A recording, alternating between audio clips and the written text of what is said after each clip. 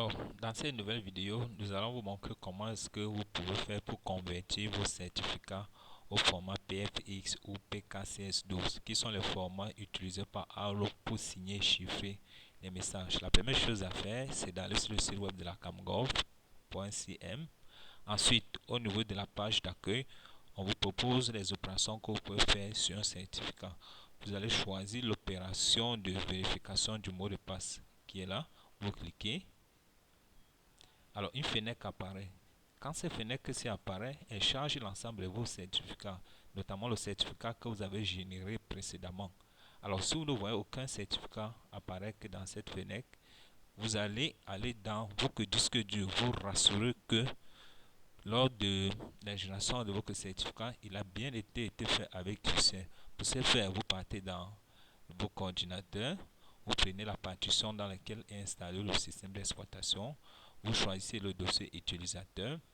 Dans le dossier utilisateur, vous avez deux dossiers, notamment un dossier public et un dossier qui est votre section. Chez moi, cette section-là s'appelle Dispatcher. Vous allez cliquer à l'intérieur.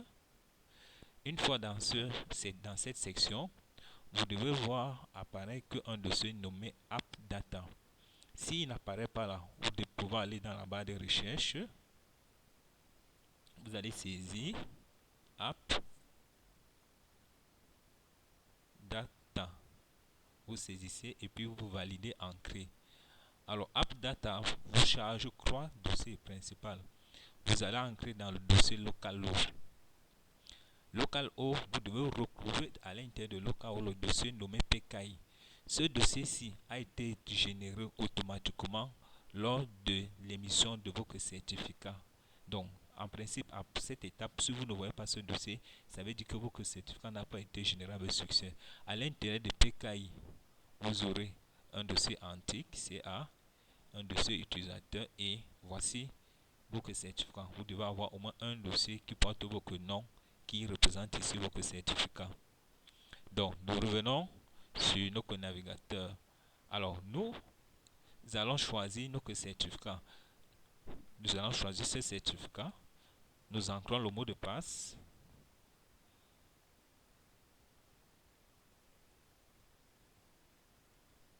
Une fois le mot de passe ancré, nous partons dans Paramètres juste ici en haut. Nous allons dans Certificate Management.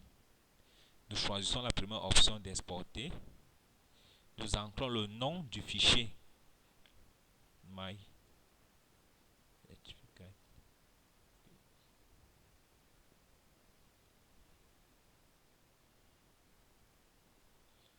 Nous validons. Nous choisissons oui, c'est-à-dire d'exporter notre certificat embarqué avec notre clé privée à l'intérieur. Nous confirmons. Il va nous demander d'entrer une fois de plus le mot de passe de notre certificat.